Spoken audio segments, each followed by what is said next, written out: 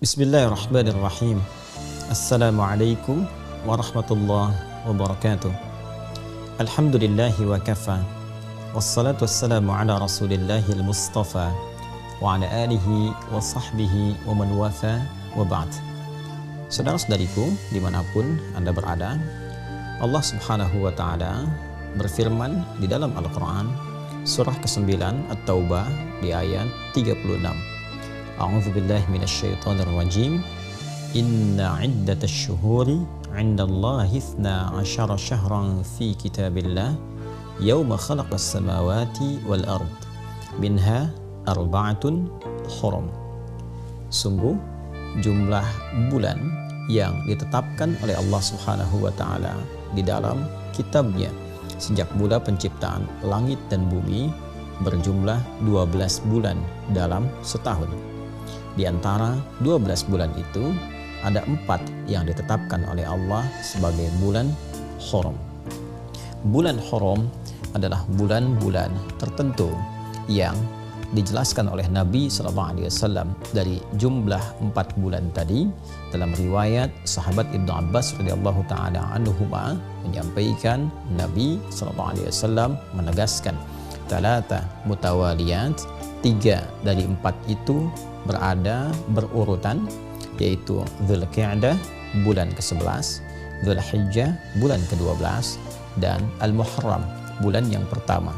Sedangkan 1 dari 4 itu terpisah berada pada posisi yang ke-7, yaitu bulan Rajab. Rajab Mudhar ma baina Jumadah wa Sya'ban.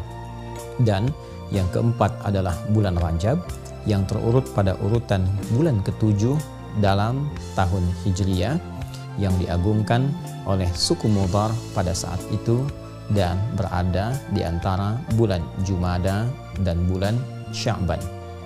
Saudara-saudariku, Rajab secara bahasa berarti sesuatu yang diagungkan, bermakna at-ta'zim, karena pada masa itu orang-orang jahiliyah pun, khususnya suku Mudhar yang menjaga keagungan di bulan Rajab ini, menjadikan penghormatan terhadap bulan ini begitu istimewa karena memang mengetahui turunan-turunan sejarah kemuliaan dari bulan ini yang termasuk dalam 4 bulan mulia ditegaskan dalam Al-Quran dengan nama Hurum.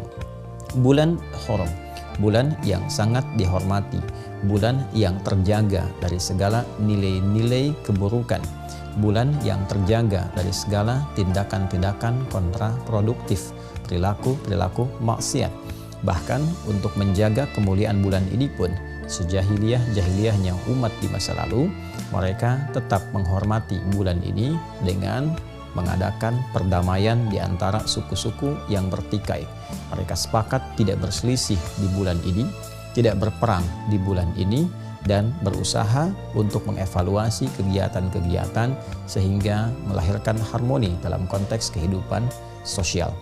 Karena itu, Allah Subhanahu wa taala memberikan keutamaan-keutamaan yang ditegaskan dalam Al-Quran, juga dijelaskan oleh Nabi SAW dalam tatanan-tatanan hadis beliau. Fala tazlimu fihinna anfusakum. Maka bila telah masuk di bulan-bulan mulia itu, Allah menegaskan pesan yang kuat kepada kita, jangan sampai kita berbuat zalim di bulan-bulan itu. Pemaknaan ini diterangkan oleh sahabat mulia Ibnu Abbas radhiyallahu taala anhuma, seakan memberikan kesan kepada kita menurut beliau sang penafsir Al-Quran yang dikukuhkan oleh Nabi SAW bergelar Turjumanil Quran. Beliau menegaskan di bulan itu adalah bulan tempat berlatih kita menunaikan amalan-amalan mulia, menjauhi perbuatan-perbuatan yang kontraproduktif, yang dengan penegasan ayat ini memberi kesan orang yang meningkatkan ibadah, mengukir perbuatan mulia, maka akan dilipat gandakan pahalanya, seperti halnya orang yang sengaja berbuat maksiat, maka berlipat pula dosa untuknya, karena ayat Al-Quran tegas mengatakan dalam bentuk larangan, fala tazlimu fihinna anfusakum. Jangan sekali-kali kalian berbuat zalim pada diri kalian di bulan-bulan yang dimaksudkan. Untuk itu, para ulama menghimpun petunjuk-petunjuk dari Rasulullah SAW terkait dengan keutamaan bulan mulia ini, khususnya Rajab yang kini tengah kita berada di permulaannya. Di antara kemuliaan yang dimaksudkan, banyak iringan-iringan amal soleh yang mungkin kita bisa kerjakan. Karena ayatnya, hadisnya tidak merinci apa saja yang bisa dikerjakan, ini memberikan petunjuk yang umum untuk dilakukan. Maka para ulama memperkenankan kita untuk memperbanyak amal soleh, baik berupa ibadah ritual, tingkatkan sholatnya, dari mulai fardu, tingkatkan dengan tambah amalan sholat sunnahnya, sunnah yang melekat, yang mengiringi setiap sholat fardu dengan rawatib itu, pagi kah, siang kah, malam kah, atau juga ada duhanya, ada kemudian tahajudnya. Kita bisa berlatih untuk meningkatkan ibadah di waktu-waktu yang spesial ini, sehingga dengan itu berpeluang mendapatkan lipatan pahala. Pun demikian, kita mencoba juga meningkatkan amalan lewat harta. Misalnya, ada jalan melalui harta dengan bersedekah, dengan infak, atau dengan pengetahuan, share pengetahuan. Sekarang era media sosial, Anda membuat status, share tentang isi hadis yang bermanfaat, ayat-ayat yang memotivasi, dan itu melahirkan pahala yang berlipat di bulan ini. Pada saat yang sama, kita mencoba untuk meninggalkan perbuatan-perbuatan yang dilarang, yang kontraproduktif, yang disebut dengan maksiat itu. Mari sejak saat ini berusaha untuk menanggalkan perbuatan-perbuatan negatif dari pikiran kita, dari pandangan kita, dari pendengaran, dari lisan sampai ke ujung kaki. Maka bulan ini adalah bulan yang sangat spesial dan momentum terbaik untuk meninggalkan perbuatan-perbuatan terlarang. Hoax, hal-hal yang buruk, perselisihan hendaknya disudahi, ditinggalkan, berubah menjadi lebih baik. Dan ini hikmahnya adalah latihan awal sebelum kita memasuki puncak peribadatannya, yaitu di bulan Ramadan nanti. Rajab adalah pembukanya, Sya'ban adalah penguatnya, dan Ramadan adalah hakikat perjuangan kita yang telah disiapkan sejak munculnya bulan Rajab dan berlatih kita di dalamnya. Di bulan haram ini boleh juga kita menggabungkan satu amalan yang sekiranya menghimpun seluruh kemuliaan tadi bisa dilakukan. Di antara caranya adalah seperti yang diisyaratkan Nabi SAW, yaitu dengan meningkatkan puasa di bulan Hurum, Dzulqa'dah, Dzulhijjah, Al-Muharram. Kita belum sampai ke bulan itu, namun kita sekarang berada di bulan Rajab. Maka boleh kita memperbanyak meningkatkan puasa di bulan ini, karena puasa memiliki hikmah meningkatkan ketakwaan, meningkatkan ibadah, sekaligus saat sedang menunaikan puasa itu juga dapat berlatih mencegah segala hal yang dilarang oleh Allah dan Rasul-Nya. Boleh silahkan meningkatkan puasa di waktu-waktu bulan mulia ini, kemudian juga malamnya tingkatkan tahajud, tingkatkan permohonan pada Allah Subhanahu wa Ta'ala. Mudah-mudahan dengan meningkatkan amalan di bulan Rajab ini, malamnya kita tingkatkan, siang kita tingkatkan, tilawah kita tingkatkan, kemudian memberikan jejak kehusyuan dalam jiwa kita, meningkatkan kekuatan dan semangat untuk bertakarub kepada Allah, sehingga saat tiba Ramadan itu kita sudah lebih siap membiasakan diri dan beradaptasi dengan ibadah. Memang ditemukan beberapa hadis-hadis yang kualitasnya sangat lemah, bahkan ada yang palsu terkait dengan keutamaan Rajab. Tapi bukan berarti amalan-amalan yang bisa kita kerjakan itu terlarang sepanjang ada hadis-hadis yang sahihnya, sepanjang ada ayat-ayat yang memang mendorong kita untuk beramal. Karena itu bukan berarti karena ada hadis-hadis yang bermasalah malamnya kita tidak sholat. Silahkan bangkit, tunaikan tahajud, malam ini istimewa, Rajab dilipat gandakan pahala.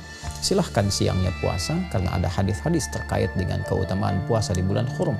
Anda silahkan tingkatkan Seninnya, Selasanya, atau Senin Kamisnya, atau puasa Daudnya, atau bahkan Senin puasa, Selasa puasa, Rabu puasa, Kamis puasa, Jumat istirahat, boleh, tidak ada masalah. Niatkan puasa di bulan Hurum, spesifiknya untuk di bulan Rajab, dan mudah-mudahan Allah Subhanahu wa Ta'ala memberikan segala janji yang telah ditegaskan dan menjauhkan kita dari segala perbuatan maksiat. Saudara-saudariku, di bulan ini pula ada keutamaan-keutamaan yang terjadi, tercatat di dalam sejarah dan menginspirasi kita semua untuk belajar.